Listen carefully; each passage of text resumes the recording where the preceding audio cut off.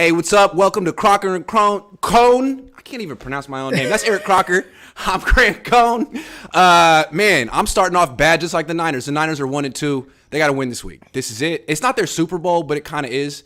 Back in the day when it was a 16-game season and 6 teams made the playoffs, I think if you started 1-3, your chances to make the playoffs were something like 0.4%. Now it's probably a little bit more because there's a 7th seed and 17 games. But the theme of this week is don't lose to the Rams.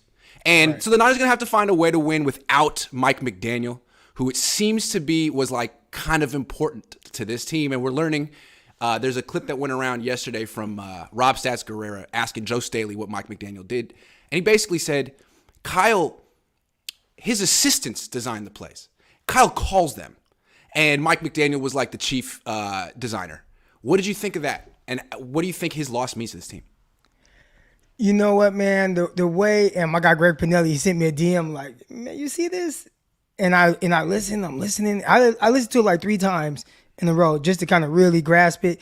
And to me, it sounded like Mike McDaniel was the point guard, and he's throwing alley-oops off the backboard to Kyle Shanahan. Then Kyle Shanahan comes through windmills and dunks it. And once everybody noticed, not so much the pass, they noticed the dunk, right? But really, who kind of facilitated the whole setup? And that was how I took it. And it felt like Joe Staley was trying his hardest not to be disrespectful to what Kyle brings to the table. But it sounded like McDaniel was kind of the brains behind the entire operation. And when you really think about their situation, their dynamic. And it's cool because you see those guys grow together and whatnot. I went back and looked on Wikipedia, and I knew they had been together for a long time. But when you just kind of look at the numbers, the years, 2006. They've been coaching together since 2006. So pretty much outside of the Tampa Bay Buccaneers little stint for Kyle Shanahan, those guys have been in lockstep every step of the way. Mm-hmm. And sounds like McDaniel, and a lot of people, McDaniel, this and that. And oh, man, it's Kyle Shanahan. Like, this is his offense. These are his guys. He handpicked these guys. But I do think that maybe he just brings something different for Kyle Shanahan that Kyle is truly missing. And I think I might have underrated that aspect of their relationship a little bit too much. Kyle talked about it a couple of weeks ago, and he was like, look, he's been here 18 of my 20 years as a coach, and only 2 of those years was he a position coach, which means he didn't have a position of players to coach. He was just grinding film. So it seemed like he was basically the ace up Kyle's sleeve. Hey, man, do my homework for me. Hey, dude from Yale, would you please do my homework for me? Watch the film. Tell me what I need to. And he did, and he was great at it. And then Kyle would use that information, call the plays, and build his game plan from there. Did you hear what Hawkins said about him? Hawkins, the former receiver for like Cleveland Browns. The Allen Iverson clips. And listen, so just listening to that, because everybody's like, oh, run game coordinator. And yeah, that's what he did for Kyle Shanahan. But in the sense of his understanding of offense, it's much deeper than just being a run game coordinator. Right. The things that he was a wide receiver. He was a wide receiver at Yale. Keep that in mind. So it makes a lot of sense because the things he's saying and how he's teaching. And I think teaching is a huge part of being able to coach. A huge part. I always talk about Rex Ryan. And Rex Ryan, to me, was a very rare combination of 3 things. An amazing teacher, amazing X's and O's, and amazing players coach. You typically don't find guys that are like all 3. Our master motivator, Rex Ryan was all of that. And when you listen to how Hawkins is talking about McDaniel, my thing went to this. McDaniel just gets it. He gets how to coach. He gets how to get his guys to buy in. He puts those guys consistently in positions to win. He says, hey, you play against this. He taught these guys 3 releases, right? 3 releases off the offensive line. Taught them 3 releases and said, listen, you get these 3 releases down. Those are going to be the only 3 releases you need. And then they would get into a game and say, hey, you play against this corner, use this one of the 3 releases, and the guy won't touch you for the entire game. And for him to just have that understanding of the relationship and the chess match between the receiver and cornerback, and to get guys to win and get guys that are older, that have been playing for years, to buy into the concept of what he's saying. This little small nerdy guy that looks like the rapper Logic, like that's big time, man. He's got some special stuff there. So I don't want to, just go on this tangent of how much Kyle Shanahan probably misses him, but I do kind of want to give him his flowers in the sense of what I'm hearing and the type of coach he is. And maybe, obviously, he got a lot of talent over there in Miami. A lot of people realize that. But the early success of getting these guys to buy in, starting off 3-0, where Kyle Shanahan did not have the roster of the Miami Dolphins when he took over the 49ers, but trying to figure out how to win, losing 9 straight games. And this guy already, even though and people can have good teams, but it's like he already kind of has a grasp of it, and his guys are buying in. And I think one thing that's key to remember with McDaniel is last year he was the offensive coordinator. He was not just the run game coordinator. So he had the full offense last year, and Kyle was picking plays from that. Also, I always thought of Kyle as a great play designer, but I always questioned his play calling.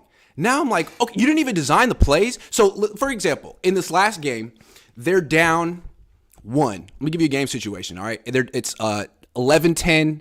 The Broncos just scored a touchdown. The Niners have the ball, 4:10 left at their 25.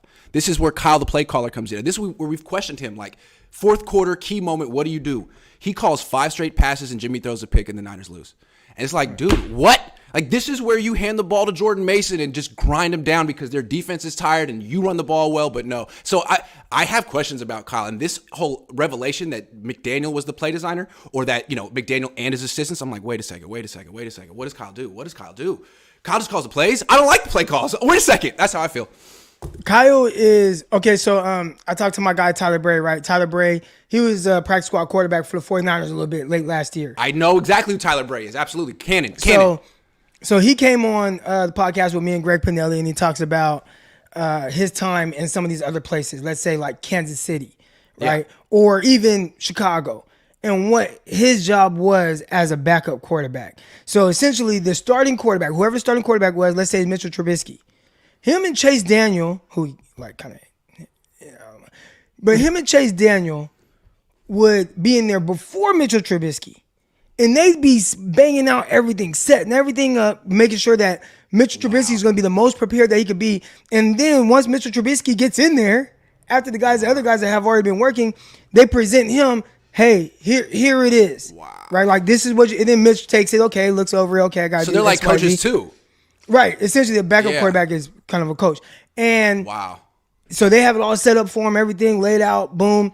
And they're essentially the McDaniel for Kyle Shanahan, where McDaniel was setting everything up. Okay, break it down, set it all up. Here we go. Okay, all right, Kyle, here you go. This is what you got for this week. This is what I think it'll work against them. This is how you can attack them. Everything's set up. And then Kyle uses his, this is how I'm going to do things. This is how I'll structure the play calling, etc. But the game plan was given to him.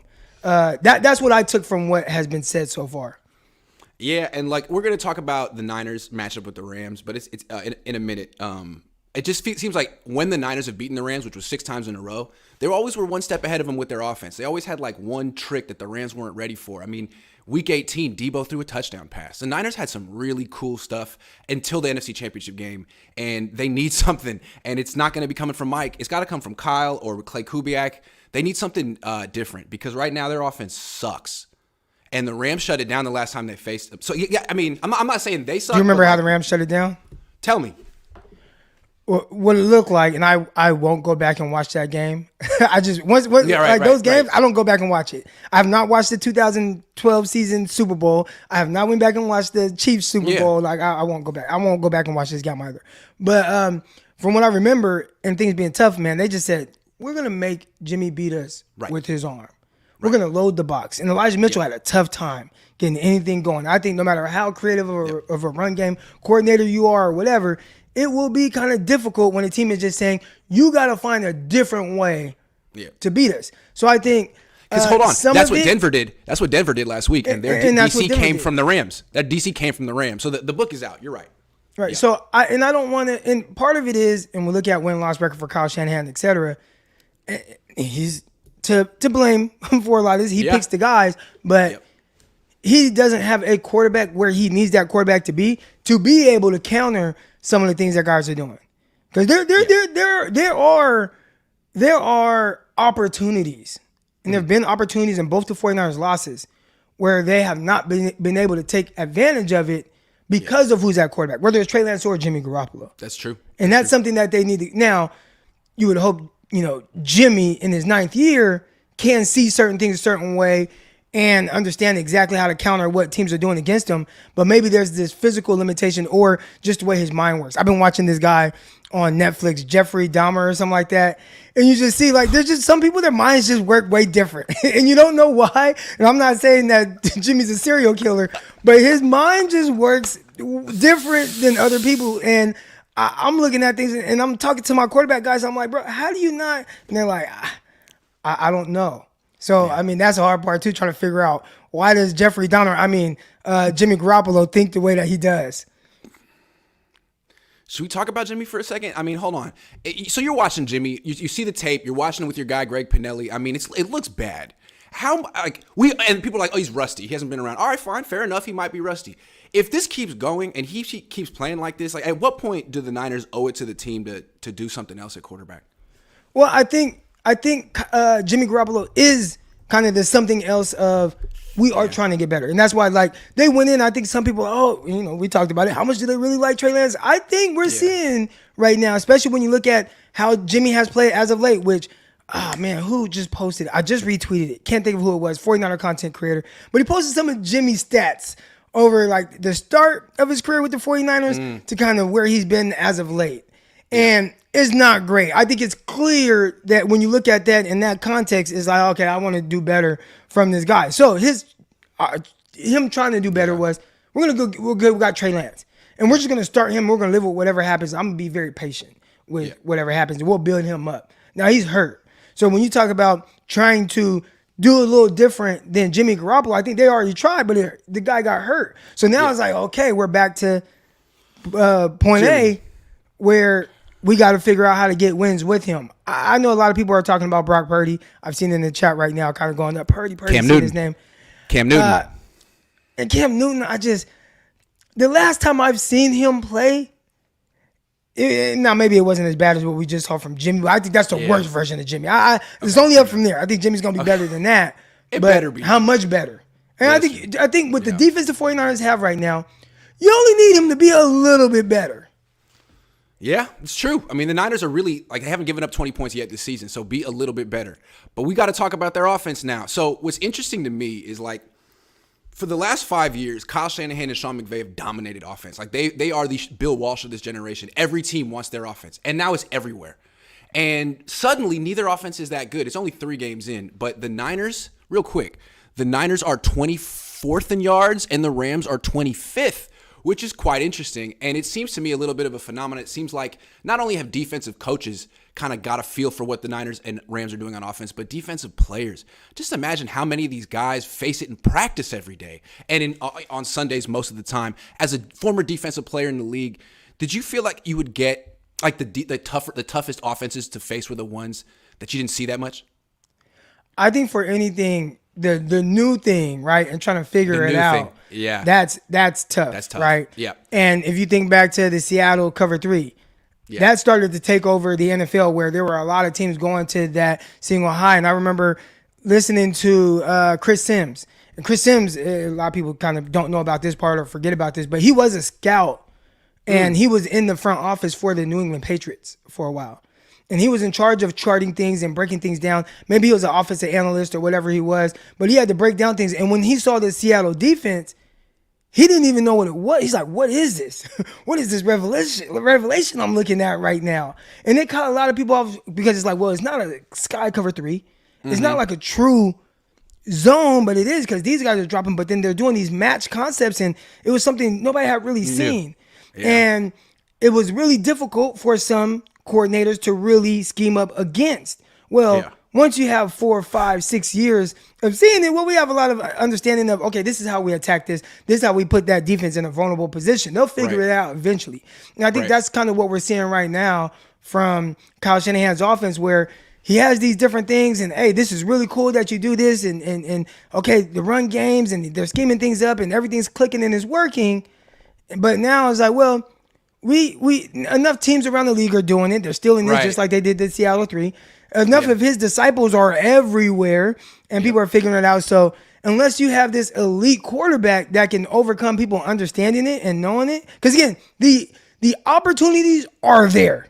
Right. You watch all It's 22, true. you see the opportunities. It's having the quarterback that can take advantage of it.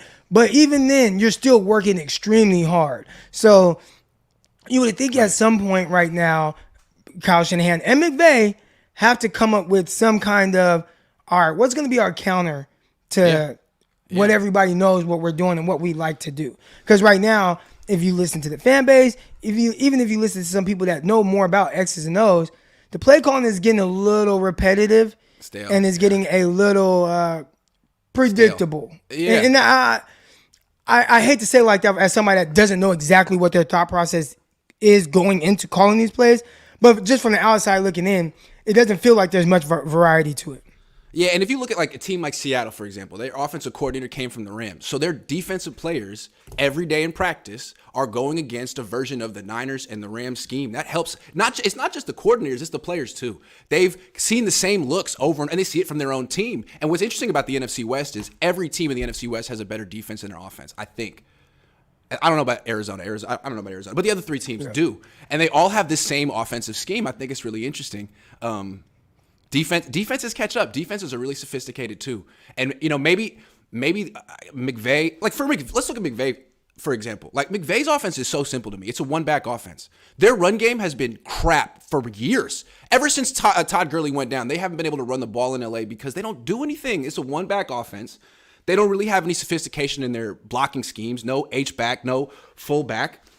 I don't like his offense. Now it's like just one-dimensional passing, and they don't have the offensive line to really pull it off. Their offense isn't that great. And then we've been talking about the issues with Kyle. I mean, he lost Mike McDaniel, the Wizard of Oz, so both teams have issues on offense. Very interesting. I think if you combine Shanahan and McVay's philosophies with how they run the offense, I think then you have something. But right now you have one that is way on this side of how he does it with 21 personnel.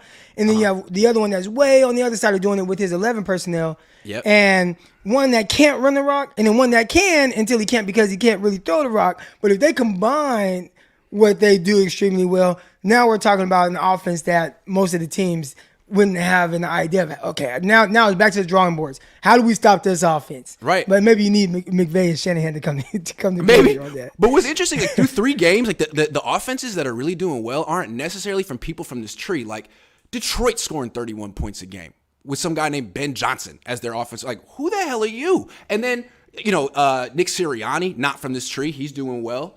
It's interesting. Like, if you do something different, you might just have an advantage. It's not their fault that everyone copied them. They were good for a while. Right. And then I think the 2 guys that you just mentioned, right, Sirianni, Philadelphia Eagles, you talk about the coach with the Lions, and they got Jared Goff. It's not like people viewed these guys heading into the season like, oh, man, these are just these great quarterbacks. Now they're playing well, so now it's like, is Jalen Hurts MVP? Like, y'all are not talking about Jalen Hurts like that for the last 2 years, right? But now, because of this offense and they're using his ability and he's making throws, things are wide open, easy reads, whatever, he's being able to execute it. Well, now he's making the offensive coordinator look good, and they're putting up a bunch of points. And same with the Jared Goff-led team. We've seen Jared Goff be able to play well. And there were times where I'm like, Jared Goff and Jimmy G, they're the same. Because people talked about Jared Goff like he was just trash. And I'm like, well, him and Jimmy, they're kind of almost the same person. And one has even been a little bit better throwing the ball with Jared Goff, like consistently. Goff will throw it down the field. Right. So I think there is some reinventing yourself. And I have to do that. I train athletes. And there could be times where I'm training athletes and I'm working on speed things, and then it can get repetitive. Or my defensive backs, and it's like, okay, well, we always work this same step replace or motor. And at some point you have to kind of mix it up and find a way to reinvent yourself. And when is Kyle going to do that? When is McVay going to do that? And we say McVay, but he's coming off of a Super Bowl win. But even then, I would say, last couple of games we saw him in the playoffs, things do get tight, but between the Niners and Super Bowl, it wasn't maybe quite the offense we were expecting to see. It was probably below their averages for the year. So they got to reinvent themselves. We saw this happen with Bill Walsh in the West Coast offense. When he took over, like no one had run offense like that. and it was extremely successful. It caught the league by storm. By the end, there were like half the league was running the West Coast offense because it was so successful. Defenses were much more prepared to stop. And by the end, he had a game, I think with Joe Montana, where they scored 3 points against the Raiders. Like there were games where Bill Walsh just got out-coached because his system got figured out. Now no one runs the West Coast offense like that anymore. This happens to even the best coaches in the league.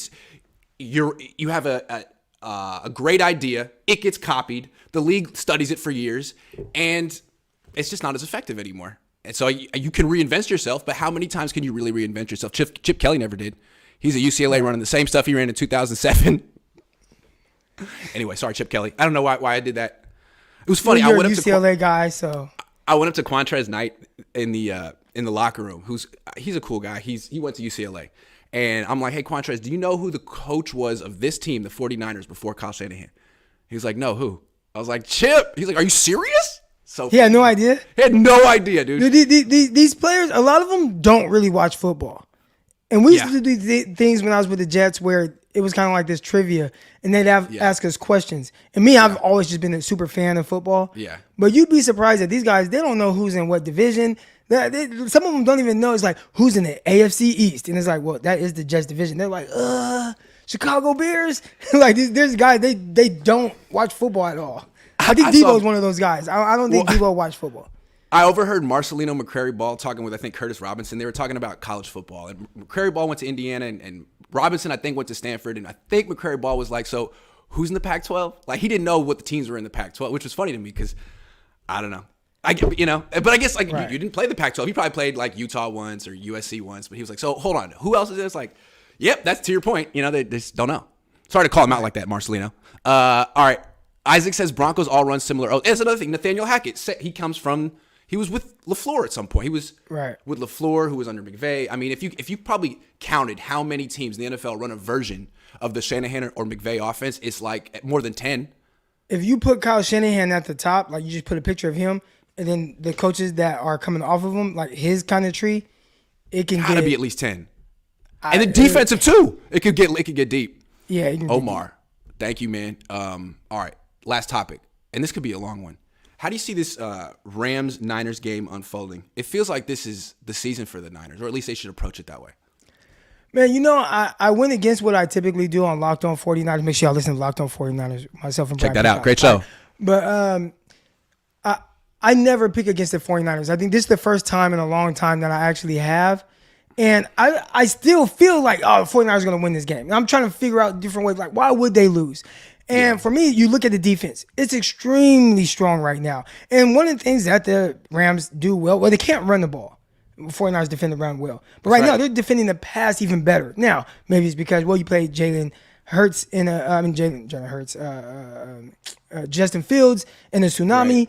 Right. Week 2, you played Geno Smith, who was efficient, but he wasn't really trying to push the ball down the field at all, so he threw for less than 200 yards. And then Russell Wilson, he's kind of a shell of himself. Now, again, that's not the 49ers' issues. They did exactly what they're supposed to do, and they dominated those games through the air. All right. Mm-hmm. Can they dominate the Rams that same way? And we saw the Rams get dominated by Buffalo. Yep. And they're like, hey, we're not even going to blitz you. We're just going to sit back. We're going to play coverage. We're going to let our front four get to you because we think your offensive line is not good. Mm-hmm. And can the 49ers create that type of chaos? Now, even if they do, so far we've seen the 49ers limit teams offensively, but can you score? Right. And I think right now, I just have more confidence that the Rams will be able to figure it out a little more against the 49ers, where the 49ers are still trying to figure out, who are we? Yeah. How are we going to succeed? Jimmy Garoppolo, and again, for whatever he is or isn't or whatever, I feel like he'll come out of this little rut that he's in. But, he just got a playbook recently. He talks about not building that continuity with these guys. Can they figure that out this week? I feel like eventually they will, but can it happen this week? And I think that's the tough part. But I definitely see a scenario where the 49ers just dominate, the run game dominates, and the 49ers beat the hell out the Rams like they've done 6 out of the last 7 games. But I am worried a little bit about the offense. Really just, if I say, they're going to click this week, that's just me just throwing stuff at the wall and seeing if it sticks. Yeah. It seems to me that the Niners are going to have much more urgency and emotion coming into this game because they're 1-2. And they lost in the NFC Championship game to the Rams. Like, this is such a huge game for the 49ers. And it seems like remember week 10 last year, the Niners season was on the brink. It was a Super Bowl for them last time. And they came out and just put it on the Rams in the first quarter. Like, that was a first quarter knockout. The Niners could do that in this game. I think like they're going to win the first quarter, and the question is, can they get up big? Because if they're up 10 by halftime, I think they'll win the game. But if they're not, and it's close, we keep seeing what the Niners do. The defense plays great for 3 quarters. The offense doesn't score enough points. The defense gets tired, and then someone commits a penalty or gives up a big play, and they lose by a little bit at the end. And they could do that again. I don't think either team's going to score more than 17 points. So I'm a little nervous. I don't really feel comfortable picking the Niners to win this game either. I think because the 49ers and the Rams play so much, if the 49ers are going to have an explosive game offensively, it would be this one. Right? I mean, look at how often do the 49ers play the Bears? Not very much, right? Or whoever their coaches are. How often do the 49ers play the Broncos? You know, not much. Yeah. So maybe there's some familiarity with the Rams where like the Seahawks where you put up 27 points, it's all right, now we can have this kind of offensive explosiveness. Now, but again, that can go kind of both ways with the Rams and the 49ers, but I do think we will see more points than what we've seen. But again, that's me throwing stuff at the wall and seeing what sticks. But they're not going to win if Kyle calls the game like he called last week. Let's just go back. He called 19 runs and 29 passes in a game that they lost 11-10 where Jimmy Garoppolo wasn't playing well. I don't understand why he did that. And I went back to that one sequence at 4:10 in the fourth quarter where they had 3 timeouts and they were down 1 and he called 5 straight passes which led to a pick. He can't call like that. He can't call the game like that. Whenever they beat the Rams, they run the hell out of it. So this is a game where, to me, Jordan Mason has to be a factor. I know we keep talking about this undrafted guy like he's the key to the season, but I think he kind of is. You can't just hand the ball off to Jeff Wilson Jr. 12 times, Debo 5 times, and be like, that's our run game. You're going to lose. You got to run the ball 30-something times in this game to win the game because he's not even in football shape right now. You don't have Trent Williams. You're not going to win passing the ball a lot. That's the way I look at it. If they can get Jordan Mason involved, they absolutely can win this game 17-13. You know what I'm saying? Well, we talk about the offense and play calling, but again, I went and watched all 22, and there were a couple of issues there. One, the offensive line has to do better. McGlinchey, and I know right side, man.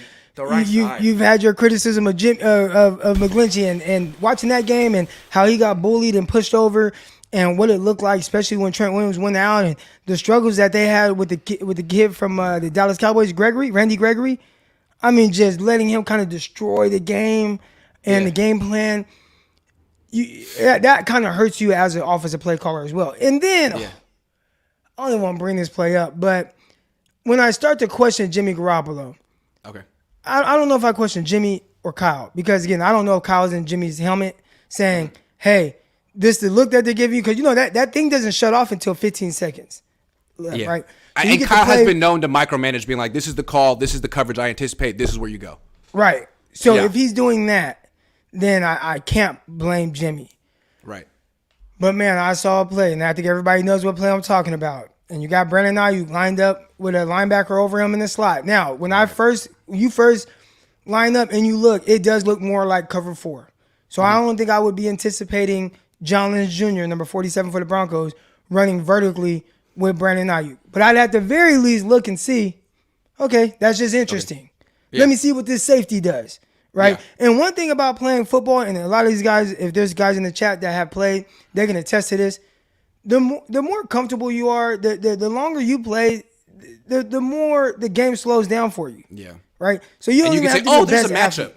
Oh, there's a matchup. Let me. You just look and you see, okay, in your head, because these things process extremely fast. When I'm playing out there in the cornerback and I have to identify something that happens, is boom, boom, boom, and in my head it goes really quick, but it's happening in slow motion as I'm seeing it, but it processes extremely fast. And when I'm looking at, okay, they're giving us a cover 4 look. I got a linebacker over Brandon Ayuk, who I know is running a vert. Let me peek at that safety, which you typically look down and eye the safeties first anyways. And as soon as you see that safety roll down, now is this cover 3? Or are they playing man with this John Lynch Jr. on Brandon Ayuk running vertical? And once you look at the corner and see, and again, these things happen fast. I look at the safety, he rolls down, look at the corner, he's flat-footed and squared, I'm letting it rip. And I would assume that that's something, when you see that type of matchup, that's the way you process it. Especially if you're a 9-year vet. Sorry. Right. Jimmy, Come on, dog. It's your ninth year. Yes. I'm not a quarterback though, so I can't. I don't want to make it seem like it's that simple. But as someone that, I coach, I train athletes. I see the game a certain way. I would assume like that's how you would process that, unless Kyle Shanahan is saying, nope, you go over here no matter what. Then that's a Kyle issue. Yeah, but dude, the ball's in your hands. You're a 31-year-old quarterback. They're gonna get rid of you next year anyway. Do what you want to do. You said you want freedom, right? You want freedom, right? So throw where you want to throw. And the other thing is, part of the reason that the league has started to spread out on offense, as opposed to in the 80s when it was all very condensed, you get a great picture of the matchups pre-snap. It's spread out. You can see if there's a linebacker on Brandon Ayuk. You can see that pre-snap. That's something that Peyton Manning would look for. He would get to the line of scrimmage. He would be in 11 personnel way before a lot of people did that, and just look and see what he had. Slow down. You got 25 seconds to do it. And, Jimmy could do that too. He was Brady did stuff like that. Okay, what does it look like? Okay, I'm identifying quarters, but let me eye this safety. Yeah. They've been rolling down. They've been playing some robber one. They gave us this look early. Matter of fact, they gave you that look when he nearly threw that pick six to start the game, right, on the first third down of the game. It was the same exact look on this play I'm talking about with Ayuk, where it looks like too high. It looks like quarters. And then at the snap, you have a safety that rolls down and is playing robber, and they're playing one robber. Yep. And they gave you that same look later. I saw this earlier. Was it third down? At least that should register. Hey, I saw this look earlier, and they rolled into cover one. Do they roll into cover one robber again? And then you look, the safety rolls down. Oh, you stupid asses. I got Brandon Ayuk one-on-one with the linebacker going vertical. But maybe it's not that simple. I don't know. Hold on. Was that third down, though? I don't know if it was third down. Okay. I don't think so because he got sacked. Okay. Maybe it was. He got sacked though. Jimmy needs to anticipate that cover one robber because the whole world knows he wants to throw the dig over the middle or the slant over the middle. People, when it's time to throw, they're going to call that. So Jimmy, throw it deep. Not only will it be open, it'll be uncontested. You had multiple wide receivers streaking deep, unguarded because defenses know you won't even throw that. So it's open. It's open. Tough. Take a shot. It's true though, right? And for all the things that, Trey Lance needs to get more comfortable with this, he got picked on the wrong one robber, etc. But I know one thing. When he had that slot matchup, he identified that quick and he let it rip. And we've seen it twice. 175-yard touchdown to Danny Gray where he looks, safety's flat foot. I got safety over Danny Gray running vert. Okay, I'm going to act like I don't see it. Say, hike. Throw it, right? Then he did it again against the Bears where it's like, all right, Juwan lines Jennings, up. yeah. Do I got Juwan Jennings lined up against a safety? Or he wasn't even a safety, it was a nickel, but the nickel was kind of flat inside. Okay, I think I see what I got here. Yep. Now, that's what you're trading off, right? Some experience for some explosive plays when it comes to Trey Lance. But, gosh, it hurts not having him out there because I could see where his development was going, and it was heading in the right direction. It sucks he's going to miss out on this year. I'm pretty pissed about that. And I hate bringing him up because ain't nothing we could do about it. But I expect Jimmy to see those things, especially if a young kid is seeing it. And there's certain things that Jimmy does well. He throws a nice spiral. You could like certain parts of his game, but as a 31-year-old, 9-year vet, nothing about him screams experience. The dude walked out of the back of the end zone. There's nothing about his game that says polish or experience, but he does do certain things well, to his credit. But whoa, he's a 31-year-old rookie. He's 30. I'm not going to put that 1 year on him yet. So who you picking, man? You picking the Rams? Yeah, I picked the Rams on Locked On 49ers, so I'm picked, and I hope I do like a reverse jinx or one of those things. I understand. I hope I do that, but I picked them to win 23-20. I hope I'm wrong. Fair. I pray I'm wrong. I pray I'm wrong. 23-20. To me, I wouldn't be surprised if it's 13-10. I'm not really bullish on either one of these offenses. I feel like they got big problems, and I'm not sure that either one's going to solve them this week because they're both going against really good defenses. Which defense is better, man? 49ers. Yep. Okay. All right. Yeah, what is it, they just have less weaknesses? No, I think it just comes down to, who do I believe in more, right? Yeah. Jimmy or Matthew Stafford? That's a pretty. And Stafford's not. He done thrown 5 interceptions in 3 games, so it ain't like he's lighting the world on fire. It's true. I just got to see the 49ers figure it out to where, okay, can you score some points? If the 49ers were coming off a game where even, let's say they lost to the Broncos, but they scored 23 points, I would easily pick the 49ers in this game. But you just got to show me you can score. Yeah. Score some points without Mike McDaniel. There's all kind of things going on right now. Jimmy Garoppolo says he's not in game shape. Mike McDaniel's killing it down in Miami. Kyle, show that you can score some points. Be the genius we all think you are, I think. George says, sorry, guys, I haven't been on in a while. When I saw Trey Lance got hurt, I stopped watching because I already knew the end of the story like my TV. I'm sorry, man. I know what you mean. Raymond Martinez Jr. says, what's up, fellas? Last season, the offensive change was putting Debo in the backfield. Does Shanahan have anything left to change this season? I don't think that was a change, though. I think that was we're just plugging a guy in for another player, and he is dynamic. Like, but that's not so much a change in your offensive philosophy. So it's okay. I line up I formation and I run Elijah Mitchell, or I run Trey Sermon, or I run Debo Samuel. It's still I formation, like and running that. It's not a change in. Oh, this is a change up in our offense. I think the curveball that they wanted to do this year, of course, was Trey Lance, the Trey Lance edition. But also, I think they want to throw to Debo out of the backfield. There were two throws: the one up the sideline, which should have been a touchdown, and then on third down, the angle route, which should have been a first down that Jimmy missed. Like, it's a good wrinkle. That was kind of hard though, because he got hit in the mouth by two guys as he was throwing it. That's true. It's a good wrinkle, but the Niners aren't built to pass. I think that was the play where McGlinchey is just like, right, he just pushed over on his back. He's like, that's true. But no, it's a good wrinkle, because if you're going to load up to stop Debo in the run game, well, he can blow by some of these linebackers in the pass game, but you need the offensive lineman to block. You need Jimmy to make a good throw, and they could all blow it, even though the concept works. So I don't know what else they got other than throwing to Debo out of the backfield, which is great, but you probably do better just line him up at wide receiver at that point. You know what I mean? So he can get down the field. Right. Yeah. So thanks, Raymond. And I think he out the backfield ran that wheel route on the linebacker. Yep, that was great. That was great. Callie Tremor says Ken Dorsey is a name that's been thrown around a lot for the next Niners coach. What about Eric Bieniemy? What do you guys think? I don't think people like Eric Bieniemy. Seems like he's had opportunities and teams are like, there's something we're not getting there. No, well, I mean, heard the little Colorado thing. Yeah, Colorado thing, and doesn't really call play. Yeah. What about Leftwich? Yeah. Leftwich. I think he and I mean now okay.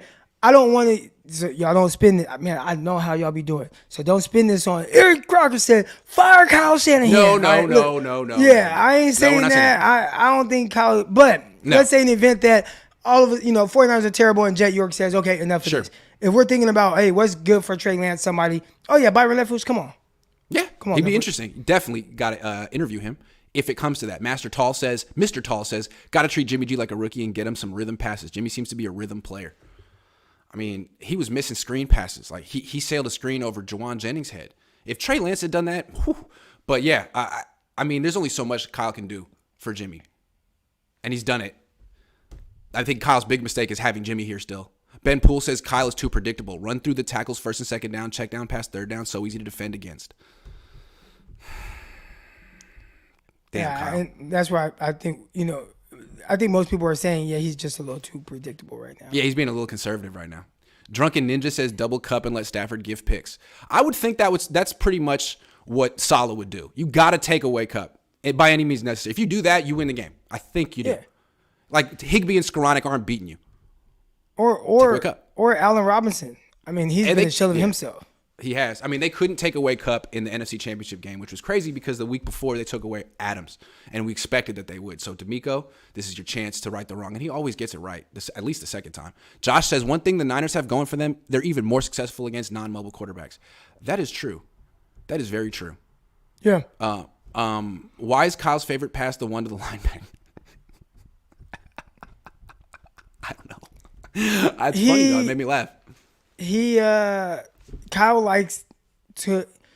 His offense is more, the timing and rhythm of it, right? Like that's the big thing with him, where you hit your back foot, the ball is starting to come out, and I think within that, some guys are just like, if there's somebody there, oh well, if Kyle said he'd be there's open. A defender there, got to live with the results. Because it sounds like his quarterbacks have thrown a lot of interceptions just in general. They have. That's kind of a byproduct of his offense. Voice ad agency says, I think the biggest frustration with the Trey Lance situation is the Seattle game felt like his coming out party. Now I'm crying like T.O. saying, that's my quarterback, man. Yeah. It could have been.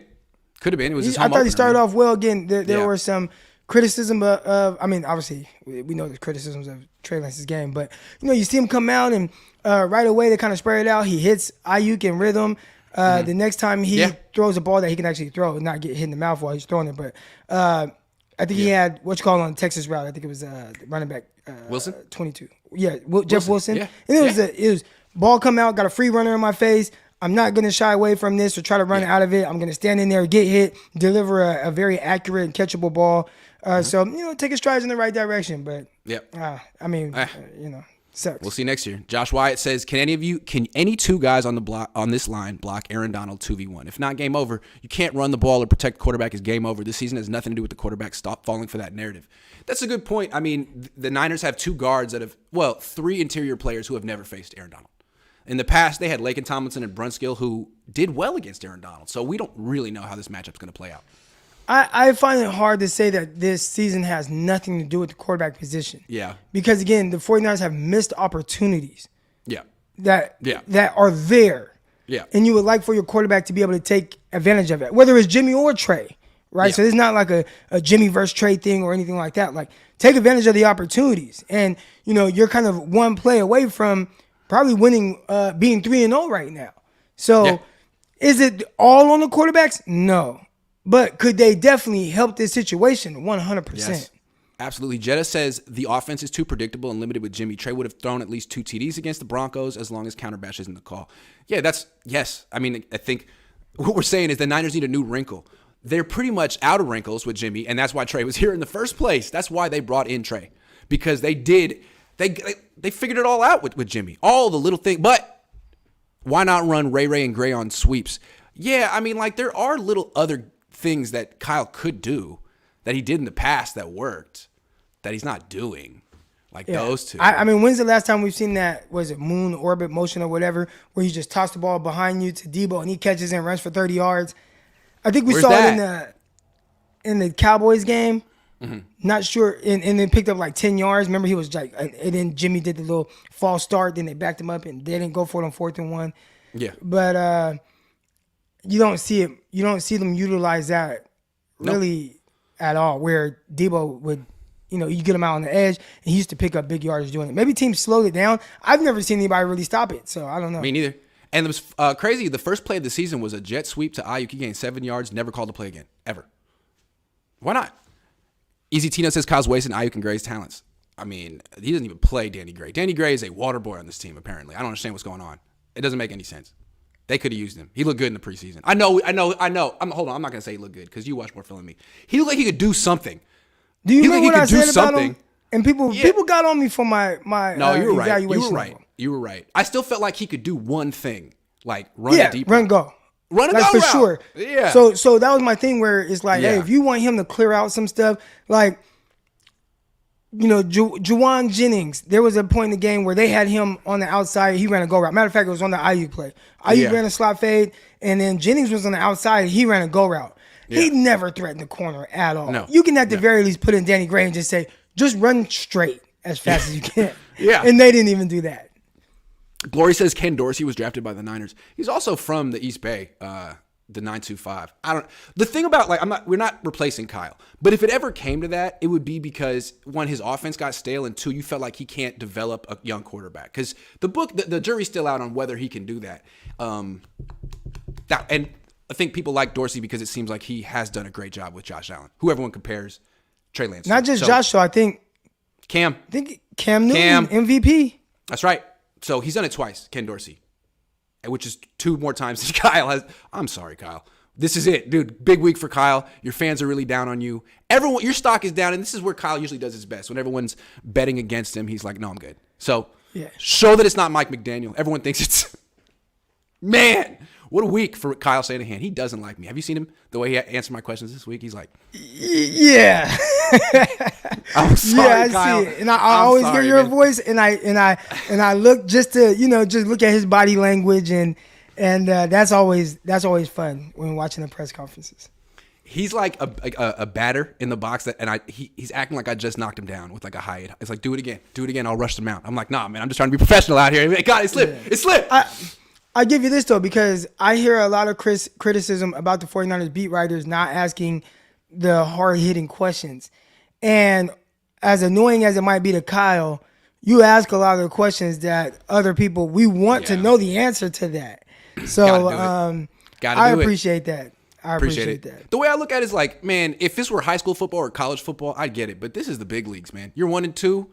I owe it to your fans to ask these questions. I don't really want to be in a war with Kyle. It's kind of uncomfortable. It's a little awkward. But at the same time, you got to do it. And if Kyle wins this week, I'll ask him a bunch of nice questions about how smart he is. So go win, Kyle. It's all up to you. Go win, baby. Go win. Thanks, Croc. Thanks, everyone. This was a fun show. See you around.